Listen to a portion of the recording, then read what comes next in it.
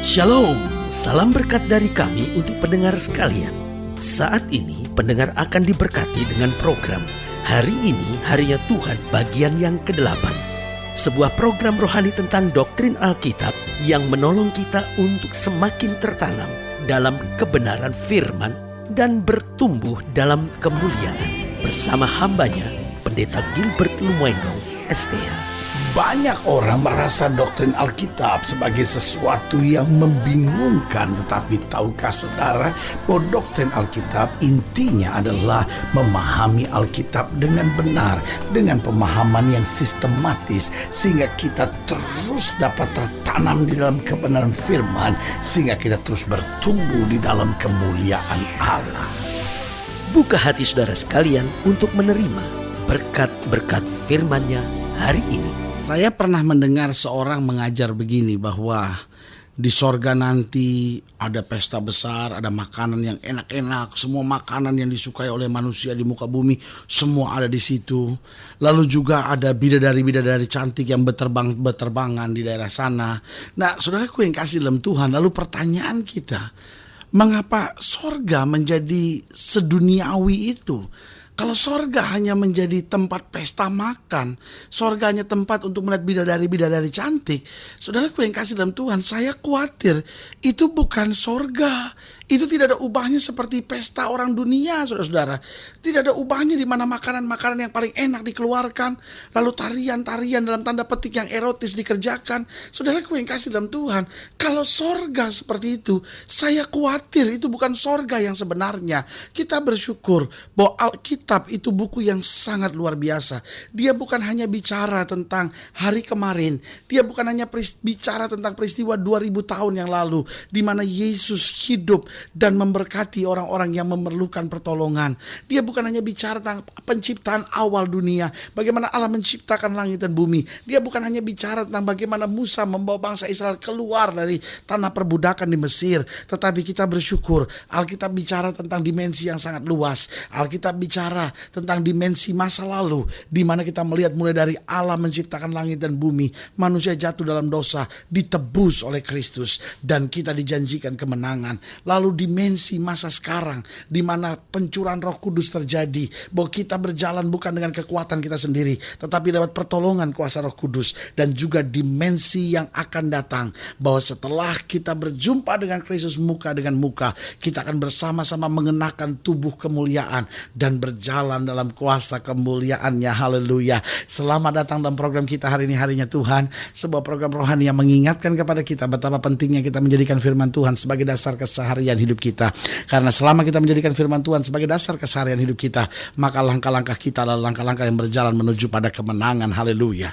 Dan dalam program ini kita sedang bicara tentang tubuh kemuliaan.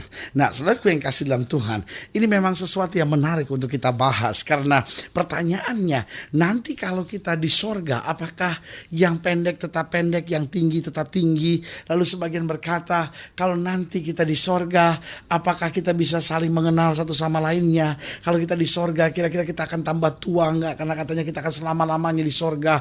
Nanti kalau semua selama-lamanya di sorga, kita semua akan jenggotan panjang-panjang di sorga. Saudaraku yang kasih dalam Tuhan, seringkali banyak orang menggambarkan sorga sesuai dengan kenikmatan dan kesenangan yang terjadi. Orang-orang yang berkata bahwa di sorga ada makanan-makanan yang enak, ada bidadari cantik yang terbang-terbang. Saya khawatir orang itu adalah orang dunia yang sedang membayangkan hal yang paling menyenangkan, dan itulah yang dia bayangkan tentang sorga.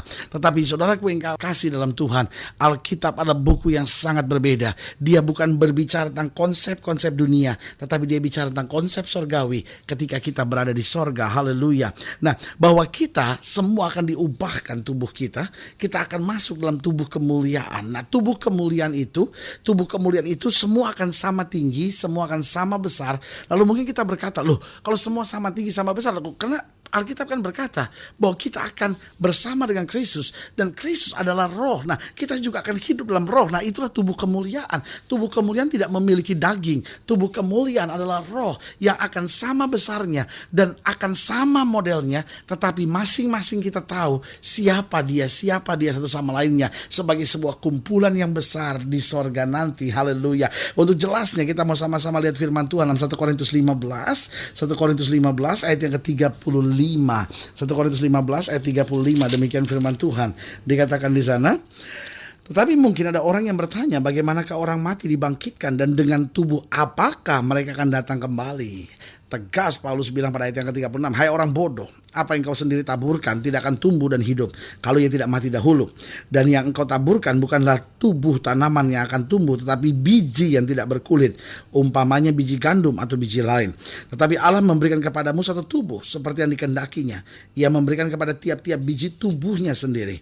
Bukan semua daging sama. Daging manusia lain daripada daging binatang, lain daripada daging burung, lain daripada daging ikan. Ada tubuh sorgawi dan ada tubuh duniawi.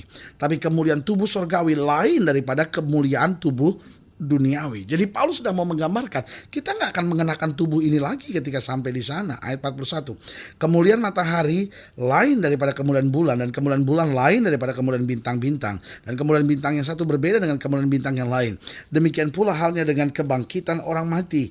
Ditaburkan dalam kebinasaan, dibangkitkan, haleluya, dalam ketidakbinasaan. Ditaburkan dalam kehinaan, dibangkitkan dalam kemuliaan.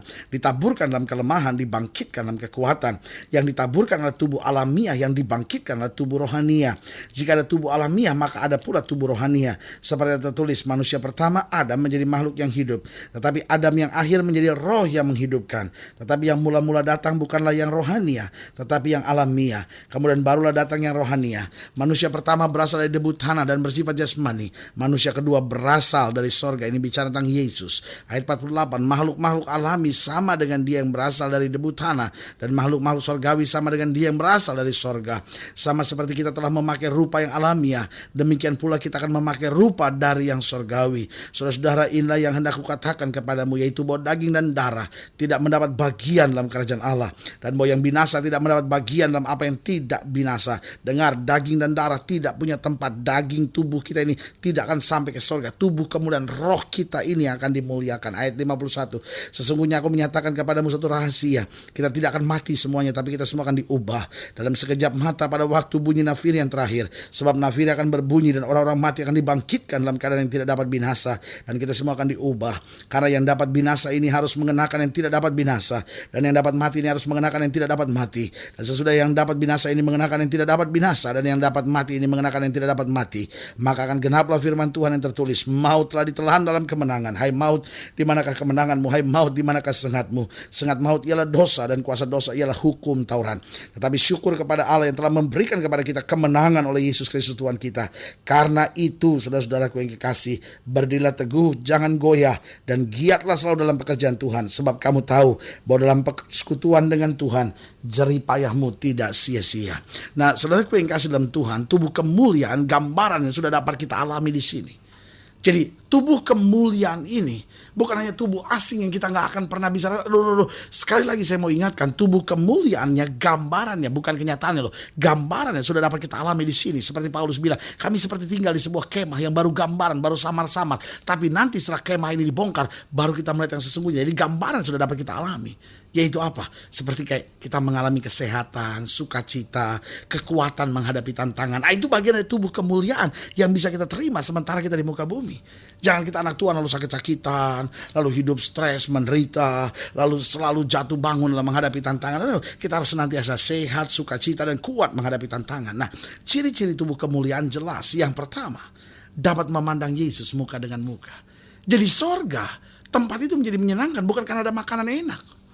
Sorga, tempat itu menjadi menyenangkan bukan karena bidadari-bidadari itu, tetapi sorga menjadi menyenangkan karena kita berjumpa Yesus muka dengan muka. Kita memandang kemuliaannya. Tahukah saudara bahwa hari-hari ini saja kalau kita doa lalu kita rasakan hadirat Tuhan, kita rasanya sukacita luar biasa. Lalu mungkin saudara menatap saya dan berkata, tapi pendeta, bagaimana kalau kita cuma berjumpa dengan Yesus muka dengan muka? Apakah bukan sesuatu yang membosankan kalau terus menerus. Jawaban saya sederhana, kemuliaan yang Bapa janjikan begitu luar biasa sampai tidak ada seorang pun yang merasa bosan, tapi justru mau lebih dalam lagi dan ngalamin kasih setia yang luar biasa. Jadi ciri tubuh kemuliaan dapat memandang Yesus muka dengan muka. Karena sorga menjadi indah bukan karena makanan. Sorga menjadi indah bukan karena suasananya. Sorga menjadi indah karena kita berjumpa Yesus muka dengan muka. Nah, tubuh kita hari ini juga dapat menjadi gambaran dari tubuh kemuliaan. Waktu kita dengan iman dapat mengalami perjumpaan dengan Tuhan. Kekuatan, sukacita, damai sejahtera Tuhan berikan. Yang kedua, ciri tubuh kemuliaan, yaitu tidak tertarik dengan kenikmatan daging. Tubuh kemuliaan sudah tidak memiliki daging, saudara-saudara. Sehingga hal-hal daging sudah nggak ada lagi. Kesombongan, lalu serakah, tamak, ingin menikmati makanan yang enak, ingin menikmati hal-hal yang menyenangkan. Nggak ada lagi. Karena tubuh kemuliaan ini nggak terdiri dari daging, jadi tidak tertarik dengan kenikmatan daging. Lalu yang ketiga saya pelajari ciri tubuh kemuliaan, dia memiliki perasaan, namun tidak lagi yang negatif. Tetap ada rasa sukacita, rasa kasih, rasa penuh damai sejahtera, rasa semangat. Ini semua masih ada, saudara-saudara. Dia bisa merasakan satu sama lainnya, dia kenal satu sama lainnya. Tetapi hal-hal negatif seperti iri, hal negatif seperti sedih, hal negatif seperti marah, itu sudah diangkat. Karena itu semua kata Alkitab sifat-sifat kedagingan. Nah, buah-buah roh kan nyata kata Alkitab kan. Kasih, sukacita, damai sejahtera. Nah, ini semuanya akan kita alami. Haleluya. Karena itu saudaraku yang kasih dalam Tuhan, tantangan masalah sebesar apapun, ayo maju terus sampai kita mencapai garis akhir di mana kita akhirnya diubahkan dalam tubuh kemuliaannya. Tubuh kemuliaan itu dapat memandang Yesus muka dengan muka, tidak tertarik dengan kenikmatan daging. Lalu ciri yang ketiga dari tubuh kemuliaan adalah memiliki perasaan namun tidak lagi hal-hal yang negatif. Dan yang keempat, ciri tubuh kemuliaan adalah tidak dapat binasa. Berarti saudaraku yang kekasih dalam Tuhan, waktu kita menikmati sorga itu sifatnya kekal. Tetapi hari ini juga perlu saya tegaskan buat saudara, waktu kita terlempar ke neraka itu juga sifatnya kekal.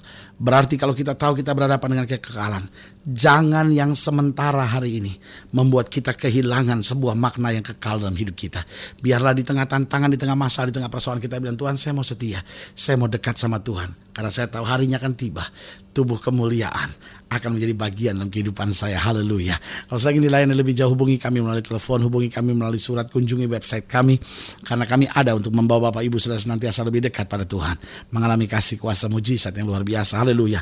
Melalui program ini secara khusus juga saya mau berdoa untuk setiap saudara yang sakit, setiap saudara yang berbeban berat. Karena kita percaya bahwa bagi Allah tidak ada perkara yang mustahil. Saudara-saudara ingin didoakan secara khusus, pendengar sekalian boleh taruh tangan kanan saudara di dada dan kita doa. Bapa dalam nama Yesus, hamba doa buat setiap pendengar sekalian.